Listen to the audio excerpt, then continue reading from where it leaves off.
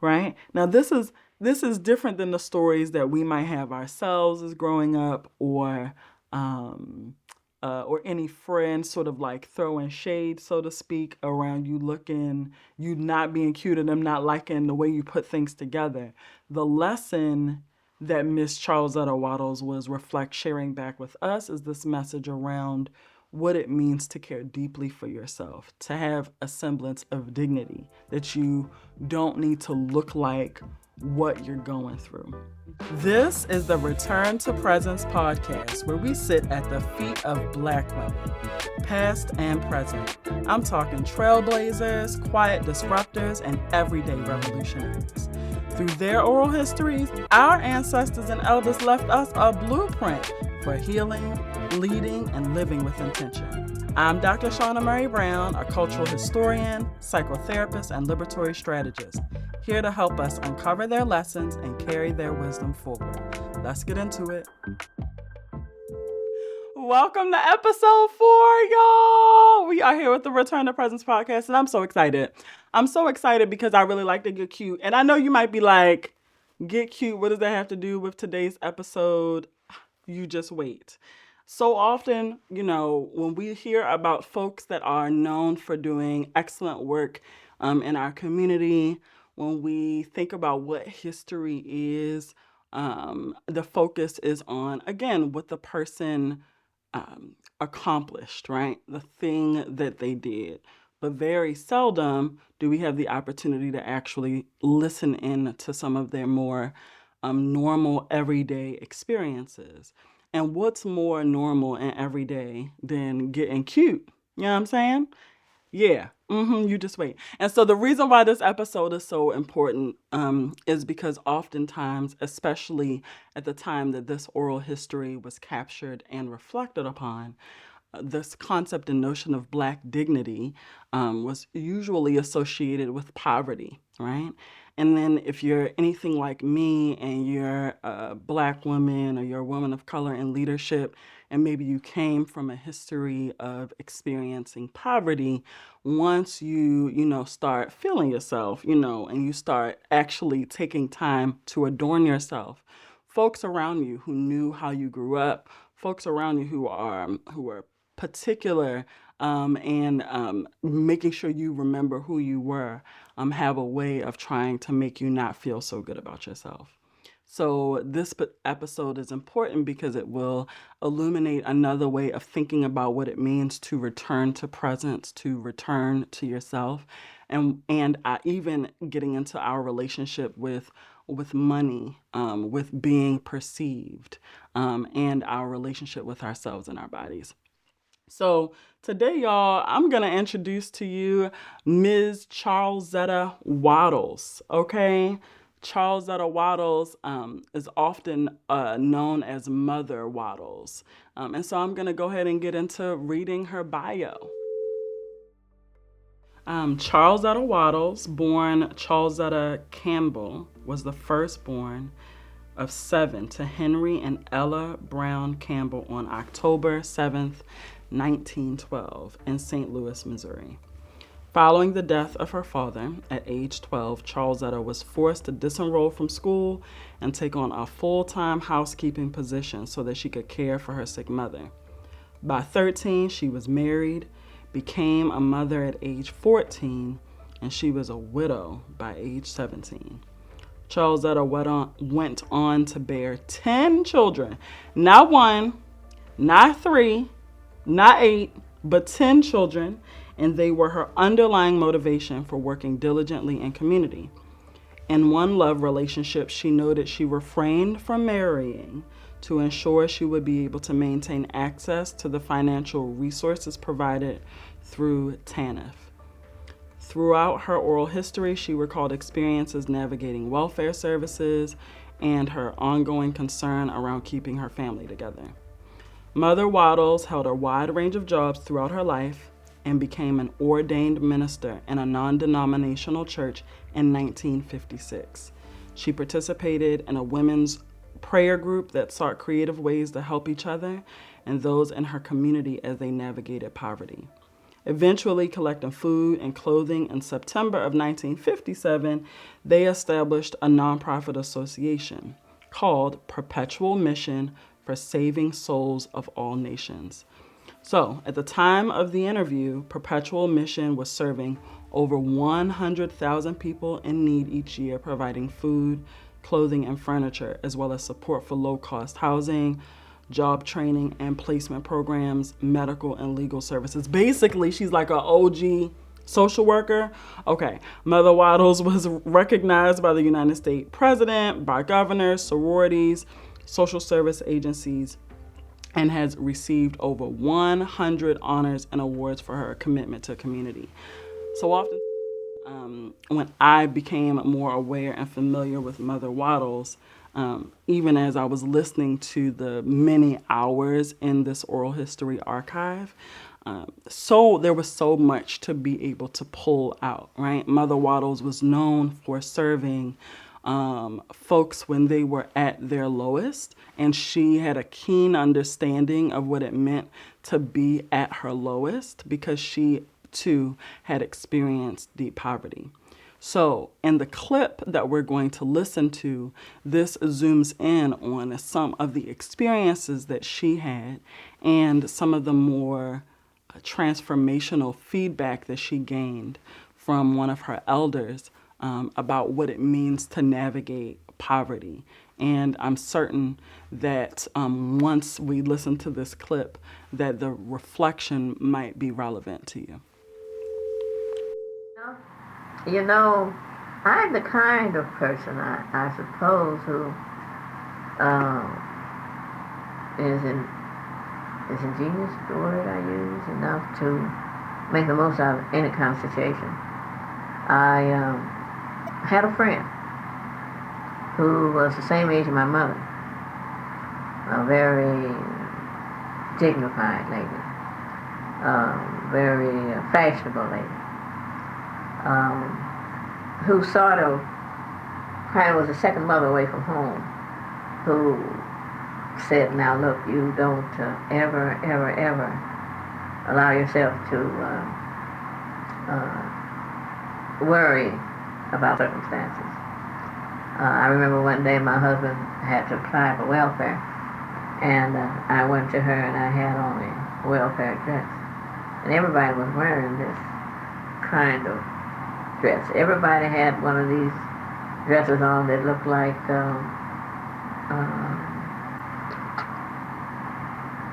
chicken sacks, you know. Feed sack. Feed sack.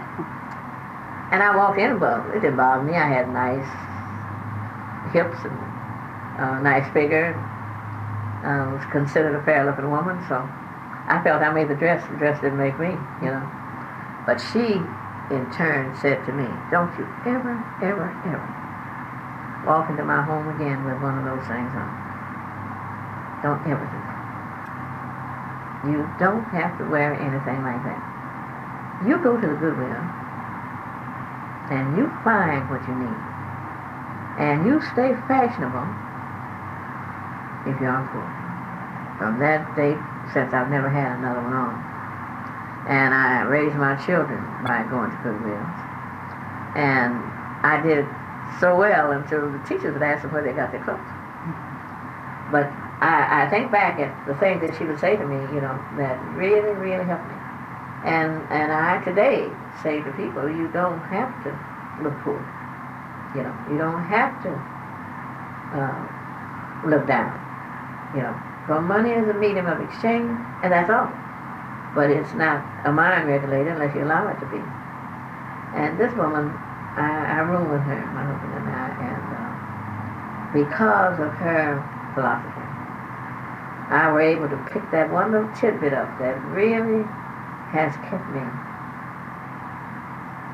all the time. Because possibly being away from home with nobody to say one word, I may have got depressed in trying to raise children because I began to have babies. And I began to have to go to the welfare. I began to not have the money. And I may have not learned that that was just an experience I was going through but I was the controller of it, not it of me. And so my experiences were real good. Plus, I learned to pick up numbers as a side thing, you know. I walk from house to house and pick up numbers, and as my children were getting older, I learned to have that little extra quarters and dollars and things I made for the pedal pushers and the swagger sticks and the things that they ask for. Children usually ask for them to go to Jefferson Beach and not to deprive them of the things that you can't get on welfare.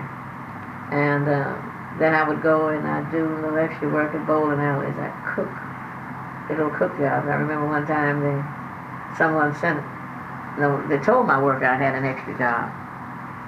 And the system does make you tell falsehoods, you know. The system causes you to be devious and conniving, to find not luxuries, but necessities. It's a necessity to have school books for your children, you know. And it's a necessity that your children go to a picnic, you know. They're able to buy their school books, and there's no allotment for that. And so I learned how to do that. And I remember one day someone had taken it upon themselves to call my worker to tell my worker that I had this job. But I had a good worker, God again looked out for me, and she called me, told me I'm supposed to come and visit you because I understand you've done a job, so I'll be out. God has been very good to me, and so I just learned how to not only be an economist but in psychology. Back to that particular segment of her oral history, what you hear her talking about in the beginning is this relationship she had with a friend, but a woman that was the same age as her mom. And first of all, I don't know nobody old enough to be my mother. That's my friend. But what she's getting at here is the importance of having an elder or another mother, or there's this phrase or concept called other mothers in the African American community and the Black community. I mean, the academics call it other mothers, but we just call it, like your fake aunties, the folks that took care of you, or that take care of you, that are like sisters to your mother, or maybe your actual aunts, but having someone there to course correct, to hold you accountable, to continue to raise you even after you are grown as hell. So she's talking about this experience of her elder telling her never to worry about circumstances. And this is so relevant now, especially. So whatever month or you're watching or listening to this podcast, data came out all across the internets, but there was an article I was reading in the Black Enterprise that said that in April, it was the largest, Black women experienced the largest loss of jobs in years. Like, Black women lost 106,000 jobs in the month of April. And so it's particularly relevant no matter whether or not you are in a high power position, or if you just lost your job or you're pivoting as an entrepreneur, or if you poor, okay, and like you is receiving them benefits and you're experiencing the political impact of resources being snatched from you. This elder was, affirming Mother Waddles and letting her know not to allow the stress of the tangible aspects of life to get in the way of her own confidence. And then she goes in more specifically and talks about how she was wearing like a dress that I guess I'm I'm still doing some research to try to find out exactly what she was talking about, but the oral history interviewer said, are you talking about a pea sack? So that makes me think of like those, not like gauzy sacks that were turned into dresses. So this dress that she was wearing was a symbol of impoverishment, right? It was likely attire that was given by the government, or attire that was made, and you knew that if you were wearing that, folks around you knew that that meant you had very little and that you were reliant on the governmental system. And so what Miss Waddles is talking about is that she went to go and see this elder, her friend, and she was immediately scolded not to step out the house looking like that, right? Now this is different than the stories that we might have ourselves as growing up, or any friend sort of like throwing shade, so to speak, around you not being cute and them not liking the way you put things together. The lesson that Miss Charlesetta Waddles was sharing back with us is this message around what it means to care deeply for yourself, to have a semblance of dignity, that you don't need to look like what you're going through. And it makes me think about how, listen, I come from a long line of very, very fly black women, okay, who my mother used to wear pumps and high-waisted skirts and big belts and lipstick if she was going literally to the supermarket.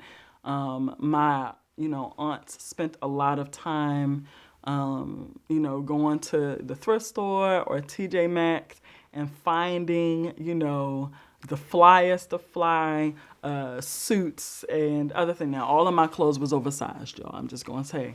Now, listen, I was so women. Look, I am probably a size 6 today, and I was wearing a size 6 when I was in middle school. It's none of your business. Don't ask to see no pictures. We're not going to talk about that yet.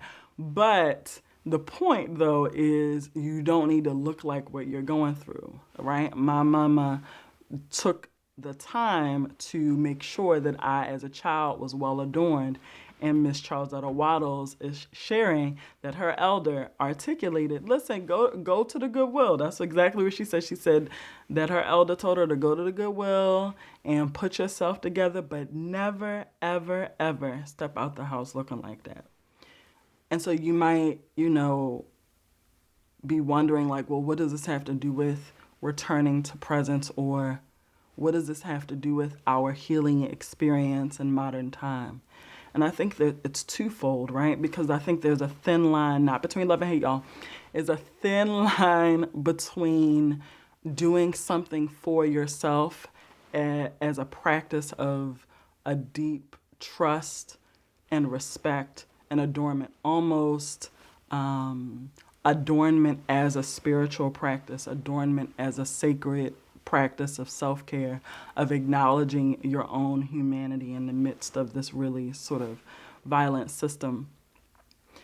That there's a thin line between you doing it for yourself versus you doing it or dressing a particular way or presenting in a particular way or code switching, so to speak, as a means of navigating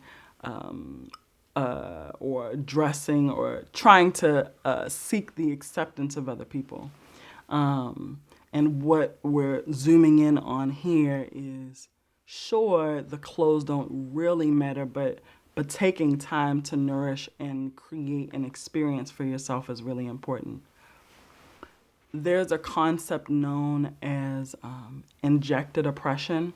Another word for it is internalized inferiority. But the notion injected oppression, I may have mentioned it in a previous episode, but it's a term that was coined by an elder in Atlanta by the name of Baba Wakasa Mazimoyo. And what he talks about is that what injected oppression is where you take ideas from the outside world, from society, from your oppressor, and you absorb them and then your actions change in alignment with them. And so wearing a sack that symbolizes you being impoverished and then saying, well, I'm not going to care about that, or I'm just going to wear it anyway, in many ways creates this kind of dynamic where you are embodying your own oppression. And so, in many ways, your intention around the ways that you get yourself together, the time that you spend positioning yourself to go out into the world or to just be with yourself is and can be considered an act of resistance. And then the other thing that she was talking about here too was about our relationship with money.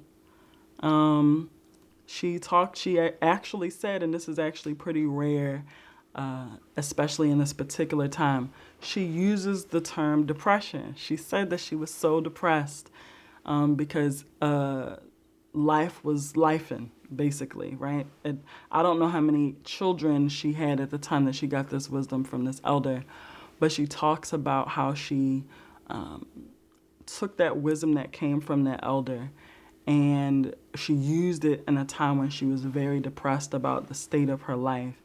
And she had to come to terms with the fact that her condition or the experiences that she were having didn't define her, right? And this also gets into like when I like to invite us to talk about interrupting internalized capitalism, right?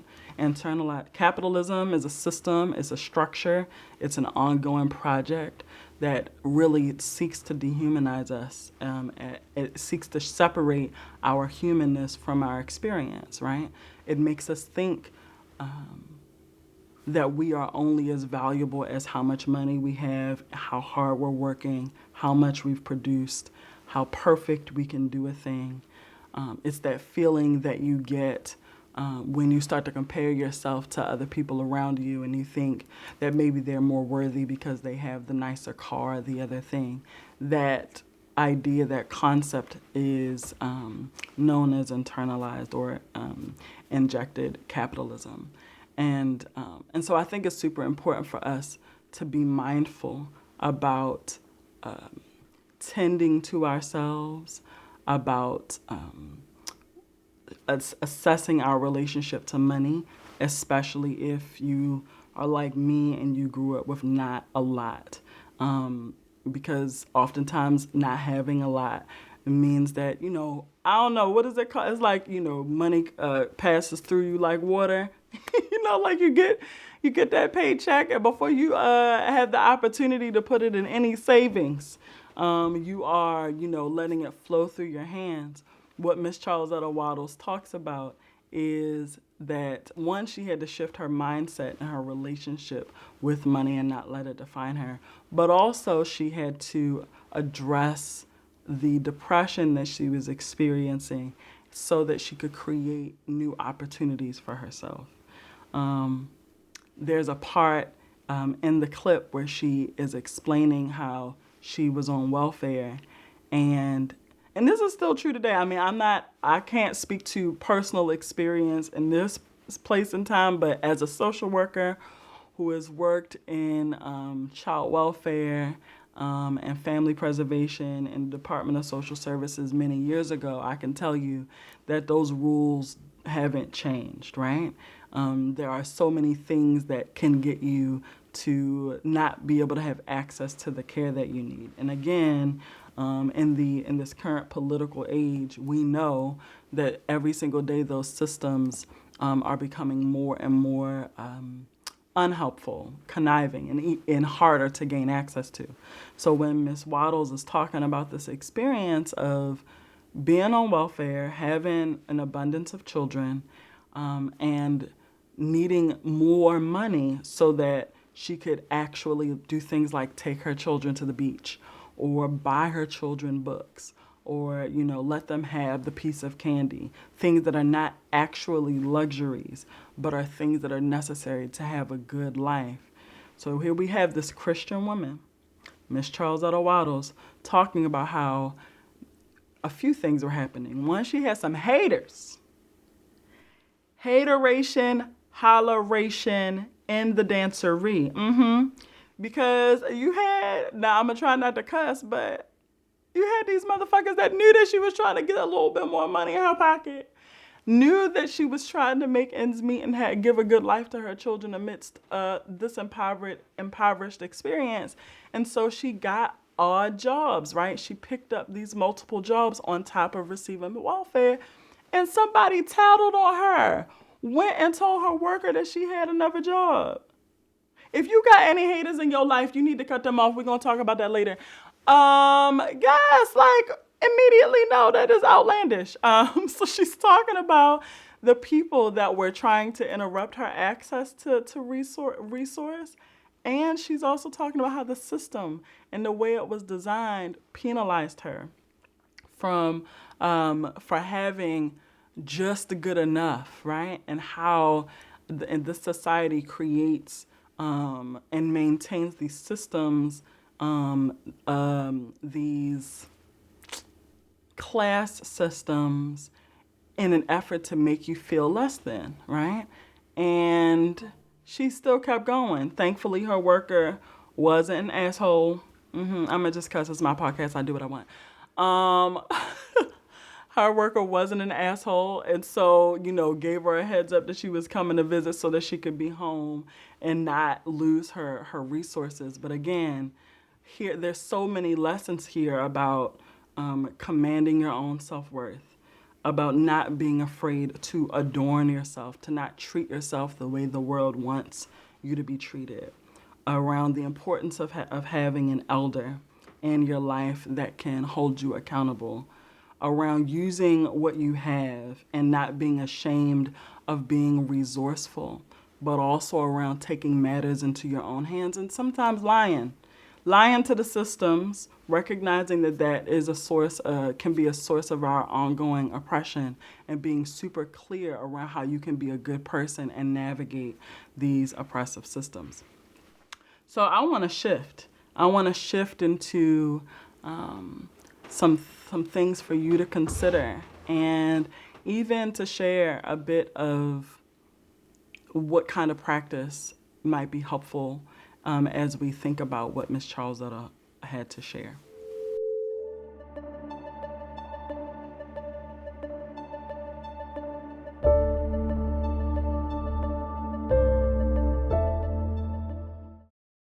Now it's time for the presence practice, where I share what rose up in me and what it might mean for how we live today. All right, y'all. So I have a few things. One is a reflection question just for you to contemplate its application into your life. When we are exploring returning to presence, it really means we have to do some deep work. And so the reflection question I have for you is, what is your relationship with adorning yourself? And this could mean, do you find every morning you get up and you're quickly getting yourself dressed and you're just throwing things on unintentionally? Adornment is a really sacred practice of slowing down, and so I invite you to reflect on it. And if I had an opportunity to talk to Mother Waddles, we know that she is an ancestor, but if I had been there as the oral historian during the time of this recording, I would ask her about her favorite outfit. I would want to know. I would want to know what her favorite outfit was. I would want to see it. I would want to know. I would want her to describe it, and maybe a memory that she has that she associates with stepping into her confidence with that outfit. And so, all right. So when we're talking about what it means to return to presence, it means that we have to think about ways we get to return to ourselves or cultivate practices that bring us back to ourselves. So I like to step out. I crack myself up. All right. So the way that I practice adorning myself, and very early on in my journey to reclaiming my relationship with my own self-confidence, was through shoes, y'all. And it don't have to be a lot of money, okay, because I absolutely got these from the thrift store. Oh, don't tell nobody. Woo, woo, woo. So I'm going to share with you a couple of things, right? So these shoes for me, whenever I'm wearing them, no matter what I'm wearing them with, I feel like I'm about to go get that bag. These earrings here, I'm a Leo. And so whenever I wear these earrings, I feel like they support me in stepping into a level of confidence and intention. I feel adorned. Also, they just look expensive, right? And then in alignment with that, okay, ain't nothing wrong with smelling expensive too, okay? Having a fragrance, because I mean, I'm not saying that you funky, because clearly, please wash your booty before you put on some parfum. But having adorning yourself can also include making use of perfumes that support you in feeling deeply attuned with yourself. Another way of practicing adornment is by being intentional about how you call your ancestors in with you as you navigate the day. So I'm really inspired by Ida B. Wells, and this is essentially a 14 karat gold plated necklace charm of her face. So when I wear this and I know I'm going into a space that, you know, people might be haters out there, but me and Ida B, okay, like I don't have to worry about nothing. Similar, I also pray over my things. So this particular bracelet cuff that I wear, right? I also place it on my altar. And this is really, honestly, y'all, about becoming your own altar, treating yourself as sacred space.